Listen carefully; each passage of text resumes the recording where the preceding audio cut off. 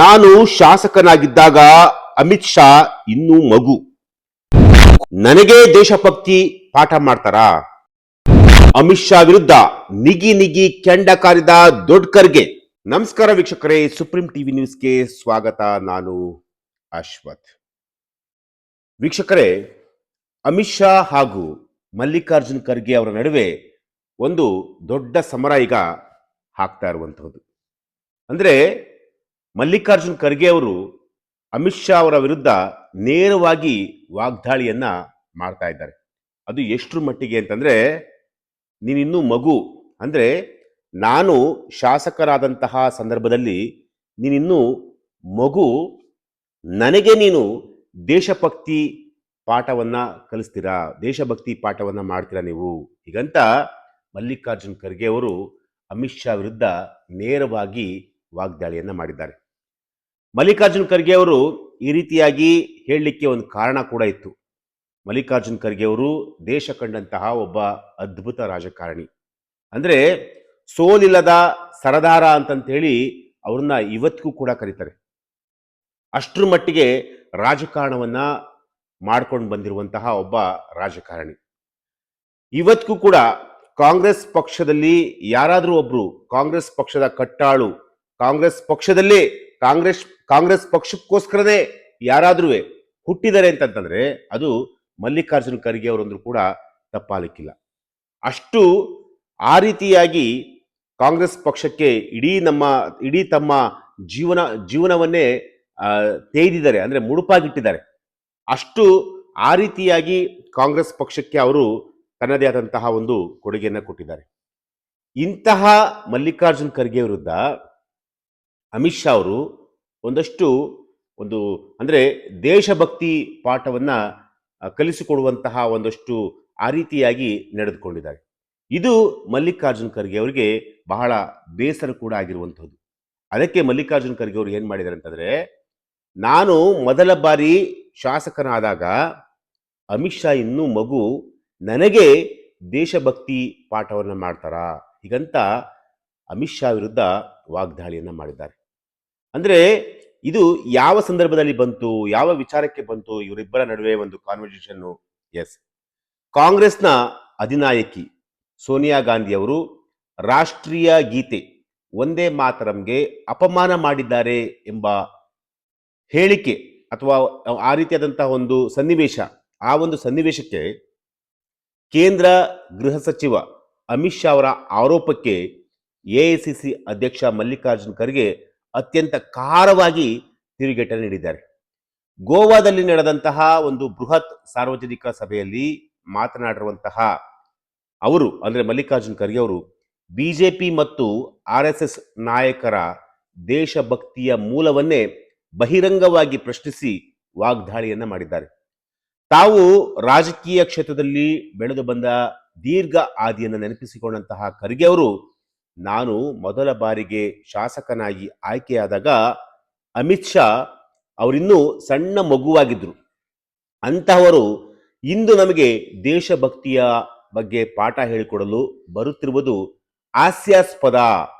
ಗಾಂಧಿ ಕುಟುಂಬ ಮತ್ತು ಸೋನಿಯಾ ಗಾಂಧಿ ಅವರ ವಿರುದ್ಧ ಮಾತನಾಡಲು ಬಿಜೆಪಿಗೆ ಯಾವುದೇ ನೈತಿಕ ಹಕ್ಕಿಲ್ಲ ಅಂತೇಳಿ ಆಕ್ರೋಶವನ್ನು ಕೂಡ ಹೊರಹಾಕಿದ್ದಾರೆ. ಕಾಂಗ್ರೆಸ್ ಪ್ರಧಾನ ಕಚೇರಿಯಲ್ಲಿ ನಡೆದ ಸ್ವಾತಂತ್ರ್ಯ ದಿನಾಚರಣೆ ವೇಳೆ ಸೋನಿಯಾ ಗಾಂಧಿ ಅವರು ವಂದೇ ಮಾತರಂ ಗೀತೆಯನ್ನ ಮಧ್ಯದಲ್ಲೇ ನಿಲ್ಲಿಸಲು ಸೂಚಿಸಿದ್ದರು ಎಂಬ ಅಮಿತ್ ಶಾ ಆರೋಪವನ್ನ ಕಾಂಗ್ರೆಸ್ ಅಧ್ಯಕ್ಷರು ಸಂಪೂರ್ಣವಾಗಿ ತಳ್ಳಿ ಹಾಕಿದರು. ಅಂದು ಸೋನಿಯಾ ಗಾಂಧಿ ಅವರು ವಯೋಸಹಜ ಕಾರಣದಿಂದ ನನಗೆ ಕುಳಿತುಕೊಳ್ಳಲು ಕುರ್ಚಿ ತಂದು ಕೊಡುವಂತೆ ಸಿಬ್ಬಂದಿಗೆ ಹೇಳುತ್ತಿದ್ದರೆ ವಿನಃ ಗೀತೆಯನ್ನು ತಡೆಯಲಿಲ್ಲ. ಆ ಕಾರ್ಯಕ್ರಮದಲ್ಲಿ ಇಡೀ ಗೀತೆಯನ್ನ, ಅಂದ್ರೆ ವಂದೇ ಮಾತರಂ ಗೀತೆಯನ್ನ ಪೂರ್ಣವಾಗಿ ಹಾಡಲಾಗಿತ್ತು ಹೀಗಂತ ಕಾಂಗ್ರೆಸ್ ಪಕ್ಷದ ಮುಖಂಡರುಗಳು ಸಮರ್ಥನೆಯನ್ನ ಮಾಡಿಕೊಂಡಿರುವಂಥದ್ದು.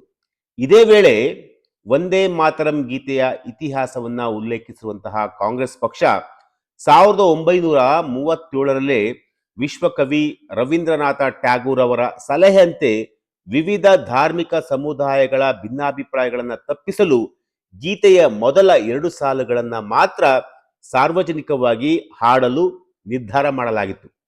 ಬಂಕಿಮಚಂದ್ರ ಚಟ್ಟೋಪಾಧ್ಯಾಯ ಅವರು ಬರೆದ ಆನಂದ ಮಠ ಕಾದಂಬರಿಯ ಈ ಗೀತೆ ದೇಶದ ಸ್ವಾತಂತ್ರ್ಯ ಸಂಗ್ರಾಮದ ಬಲವಾದ ಸಂಕೇತವಾಗಿತ್ತು.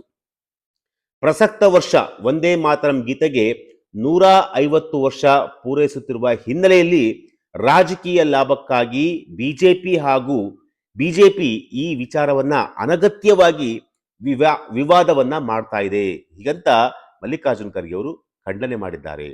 ಬಿಜೆಪಿ ಹಾಗೂ RSS ದೇಶಭಕ್ತಿಯನ್ನ ತೀವ್ರವಾಗಿ ಪ್ರಶ್ನಿಸಿದ ಮಲ್ಲಿಕಾರ್ಜುನ್ ಖರ್ಗೆ ಅವರು, ನಮ್ಮ ಕಾಂಗ್ರೆಸ್ ನಾಯಕರು ಮತ್ತು ಕಾರ್ಯಕರ್ತರು ದೇಶದ ಸ್ವಾತಂತ್ರ್ಯಕ್ಕಾಗಿ ಪ್ರಾಣತ್ಯಾಗವನ್ನ ಮಾಡಿದ್ದಾರೆ. ಆದರೆ ದೇಶದ ಸ್ವಾತಂತ್ರ್ಯ ಹೋರಾಟದಲ್ಲಿ ಭಾಗವಹಿಸಿದ ಒಬ್ಬನೇ ಒಬ್ಬ ಬಿಜೆಪಿ ಅಥವಾ RSS ವ್ಯಕ್ತಿಯನ್ನ ತೋರಿಸಿ ಅಂತೇಳಿ ನೇರವಾಗಿ ಸವಾಲನ್ನ ಹಾಕಿದ್ದಾರೆ.